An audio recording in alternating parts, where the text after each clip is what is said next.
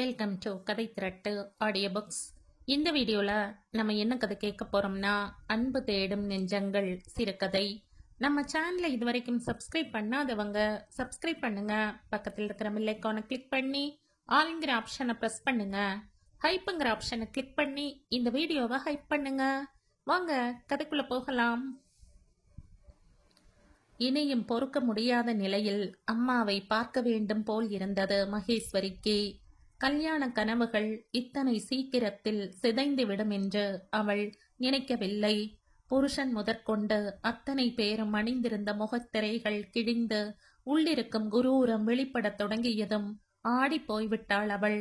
நல்ல குடும்பம்தானா என்று ஒரு முறைக்கு பல முறை விசாரித்து விட்டுத்தான் நிச்சயம் செய்தார்கள் அவள் வீட்டில். ரிசப்ஷன் முடியும் வரை ஒரு குற்றம் சொல்ல முடியவில்லை. மகேஸ்வரியின் அதிர்ஷ்டத்தை அனைவரும் மெச்சிக்கொண்டார்கள். மாப்பிள்ளை அழகா இருக்காரடி, வெரி லக்கி யார் என்ற தோழிகள் காதருகில் முணுமுணுத்துவிட்டு சென்ற போது அவள் கன்னம் சிவந்தது. ரிசப்ஷனில் நாணத்தால் சிவந்த அதே முகம் முதலிரவில் அவமானத்தால் சிவந்தது. இத்தனை அழகா இருக்கியே மகேஸ்வரி, இதுவரைக்கும் உன்னை ஒருத்தருமே லவ் பண்ணலையா? நம்ப முடியலையே என்று அவளை ஊன்றி பார்த்தபடி அவன் கேட்டபோது சட்டென்று பதறிப்போனாள். முகம் சிவந்தது. உள்ளே மெல்ல மெல்ல ஒரு கோபம் குமிழ் விட்டது. அது உடைந்து விடாமல் பார்த்து கொண்டாள். இனிமையாக கழிய வேண்டிய இரவில் அசம்பாவிதம் நேரிடக்கூடாது என்பதில் கவனமாக இருந்தாள். விளக்கை அணைக்காமல் புருஷன் அவளை நெருங்கிய போது எழுந்து விளக்கை அணைக்க முற்பட்டாள். வேண்டாம், இருக்கட்டும் என்று அவன் சொன்னபோது உடம்பு கூசியது. பளிச்சிட்ட விளக்கொளியில் அவள் உடைகளை அவன் களைந்த போது கூனி குறுகி போனாள். அடி வயிற்றுல இதென்ன கோடு, 2 பிள்ளை பெத்தா மாதிரி என்று அவன் கேட்டபோது குபுக்கென்று கண்ணீர் பீரிட்டது. நான் உன் ட்ரெஸ் எடுக்கிறேன், வேண்டாம்னு ஒரு வார்த்தை, கொஞ்சம் கூச்சம் எதுவுமே காணுமே, ரொம்ப அனுபவப்பட்ட மாதிரி இல்ல நடந்துக்கிற. இந்த வார்த்தைகளில் வெடிக்கு சிதறினாள். முதலிரவன்று இப்படி பேசுபவனோடு கடைசி வரை எப்படி தள்ளப் போகிறோம் என்ற அயர்வு ஏற்பட்டது. அதற்கு பிறகு கூடலில் எந்த இன்பமும் தோன்றவில்லை. படித்தவன், அழகுள்ளவன் என்று அனைவராலும் வர்ணிக்கப்பட்டவன் அந்த இருட்டறையில் வக்ரங்களின் முழு வடிவாய் திகழ்ந்தான். அதற்கு பிறகு நிமிஷங்கள் யுகமாய் தோன்றியது. புருஷன் உடல் ரீதியாக உத்தமிதானா என்று ஆராய்ந்தான் என்றால் மாமியார் நகையும் நட்டும் உரசி உரசி பார்த்தாள். வளையலில் பளபளப்பு இல்லையே, செம்பு நிறைய கலந்திருக்குமோ என்று சந்தேகப்பட்டாள்.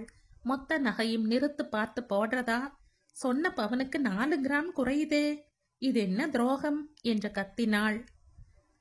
நாத்தனார் இவளுடைய புடவைகள் அத்தனையும் தினம் ஒன்றாய் கட்டி கொண்டு போனாள்.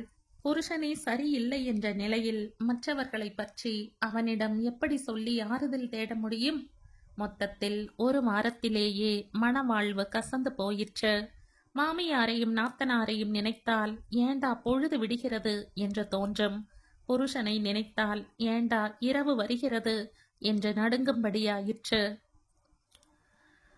சற்று நிம்மதியும் சுதந்திரமும் கிடைத்த இடம் குளியலறை ஒன்றுதான். தண்ணீரோடு கண்ணீரும் அருவியாய் கொட்டி சங்கமிக்கும் இடமும் அதுதான்.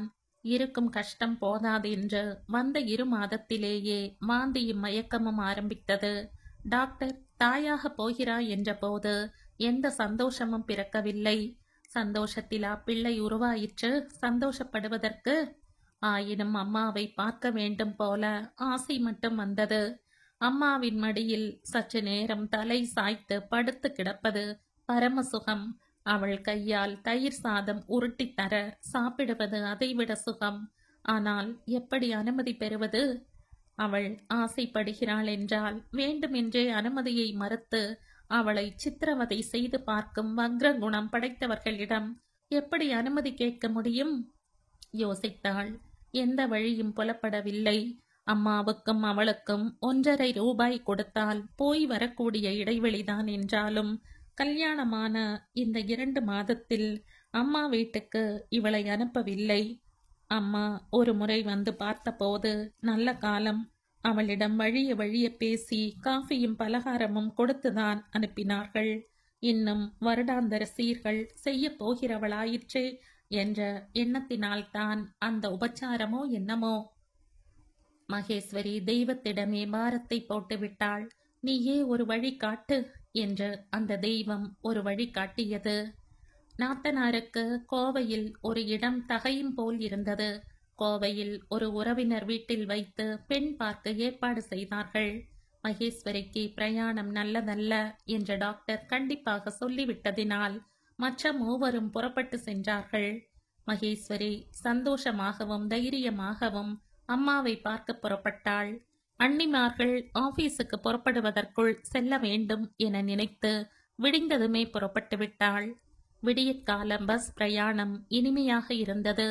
சில் என்ற காற்று முகத்தில் தாக்கி மனசை குளிர்வித்தது. அம்மாவின் மடியில் படுத்து முடிந்தவரை அழுதுவிட்டால் பாரம் குறைந்துவிடும். அம்மா ஆறுதல் தருவாள். புகுந்த வீடு நரகமாகிவிட்டால் பயப்பட தேவையில்லை. அம்மா இருக்கிறாள். புருஷனை பிரிந்து செல்லும் நிலைமை ஏற்பட்டாலும் அம்மா அடைக்கலம் தருவாள். குறிப்பிட்ட பஸ் ஸ்டாப் வந்ததும் இறங்கினாள். மெல்ல நடந்தாள். பல திருப்பங்களுக்கு பிறகு வீடு தெரிந்தது. அல்ல, சொர்க்கம் தெரிந்தது. வராண்டாவிலேயே அம்மாவின் முகம் தெரிய அம்மா என்ற அழைப்போடு விரைந்தாள். அம்மாவின் முகம் அவளை கண்டதும் மலர்ந்தது. வாடி மகி, எப்படிம்மா இருக்க? மாப்பிள்ளை வரலையா? தனியாவா வந்த? வழக்கமான கேள்விகளோடு அம்மா அழைத்தாள். அம்மாவின் குரல் கேட்டு எட்டி பார்த்த அண்ணிகள் அவளை கண்டு ஒரு கணம் முகம் மாறினாலும் மாற்றம் மறைத்து மேலுக்கு சிரித்தார்கள். வா என்ற தலையசைத்துவிட்டு சென்றார்கள். மகேஸ்வரி அம்மாவோடு பேசிக் கொண்டிருந்தாள்.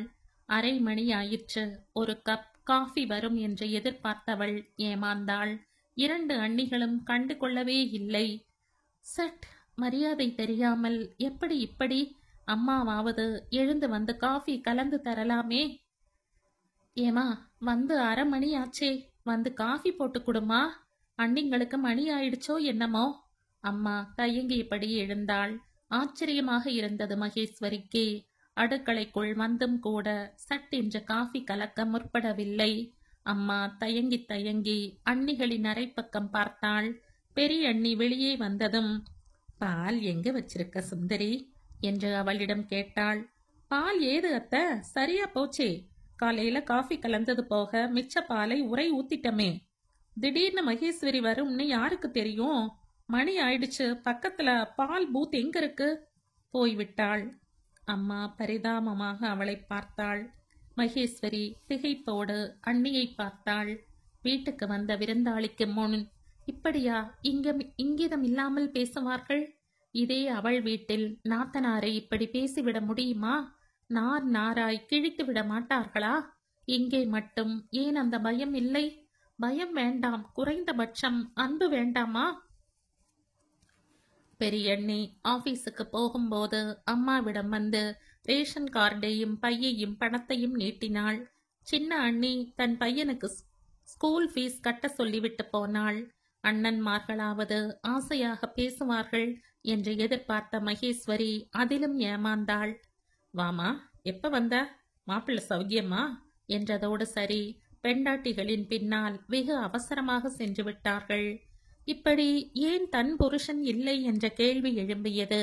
கல்யாணம் பண்ணி வைக்கும் வரை ஏதோ கடமைக்காக ஒட்டியிருந்த ஆசையும் பாசமும் கூட கல்யாண மாலையில் இருந்த பூக்களைப் போலவே உதிர்ந்து விட்டது போலும். அடிக்கடி பிறந்த வீட்டுக்கு பெண் வந்தால் அள்ளி கொண்டு போகத்தான் வந்து விட்டாளோ என்றுதான் நினைப்பார்கள் போலும். மகேஸ்வரிக்கு ஏண்டா வந்தோம் என்று ஆகிவிட்டது. எல்லோரும் போனதும் அம்மா ஒரு முறை அழுது தீர்த்தாள். பிள்ளைகளுக்கு கல்யாணம் பண்ணி வச்ச கையோட செத்துடணும்டி. மகி, இருக்கக்கூடாது. அதிகாரம் பண்ணிக்கிட்டு மருமகளுங்களை கொடுமைப்படுத்துறதுக்கும் தனி சாமர்த்தியம் வேணும். அதெல்லாம் நமக்கு கிடையாது. வேண்டவும் வேண்டாம். நாம அன்பா இருக்கும்போதே நம்மளை புரிஞ்சுக்க மறுக்கிறாங்கன்னா என்ன சொல்ல? இங்க நான் ஒரு வேலைக்காரி மகேஸ்வரி, சம்பளம் இல்லாத வேலைக்காரி. இவங்க சொல்ற வேலையெல்லாம் செய்யறதுனால மனசு வந்து என்ன வச்சிருக்காங்க. இல்லைனா என் கதி அதோ கதிதான். ரத்தம் சுண்ட சுண்ட ரோஷம் கூட மழுங்கி போகுதே. எதிர்த்து பேச தைரியம் வரமாட்டேங்குது. போடின்னு விரட்டிட்டா எங்க போறதுங்கிற பயம் வருது. மகேஸ்வரிக்கு அம்மாவின் நிலை புரிந்தது. பெருமூச்சு வந்தது. அம்மாவை அங்கிருந்து அழைத்து சென்று கண் கலங்காமல் வைத்து கொள்ள வேண்டும் போல் தோன்றினாலும் தனக்கு அந்த சுதந்திரம் இல்லாத உண்மை சுட்டது. 4 மணி வாக்கில் மகேஸ்வரி அம்மாவிடம் விடை பெற்று வாசலுக்கு வந்தபோது அம்மா நினைத்து கொண்டாற்போல கேட்டாள், நீ எப்படிடி மகி இருக்க? அத கூட எனக்கு கேட்க தோணல பாத்தியா? நல்லா வச்சிருக்காங்களா உன்ன? மகேஸ்வரி அம்மாவை உற்று பார்த்தாள். ஏற்கனவே அவளுக்கு இருக்கும் வேதனைகள் போதாதா? புதிதா எதற்கு மற்றொரு வேதனை? நான் நல்லா தாமா இருக்க. எனக்கு என்ன, ராணி மாதிரி வச்சிருக்காங்க, ஒரு குறையும் இல்லை என்றபடி பளபளத்த விழிகளை சட்டென்று திருப்பிக் கொண்டு நடக்க ஆரம்பித்தாள்.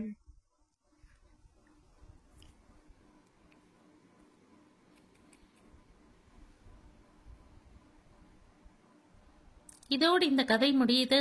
இந்த கதை உங்களுக்கு பிடிச்சிருந்தா லைக் பண்ணுங்க, ஷேர் பண்ணுங்க, சப்ஸ்கிரைப் பண்ணுங்க. மற்றும் ஒரு இன்ட்ரெஸ்டிங்கான கதையோட அடுத்த வீடியோல சந்திப்போம். பாய். தேங்க்யூ.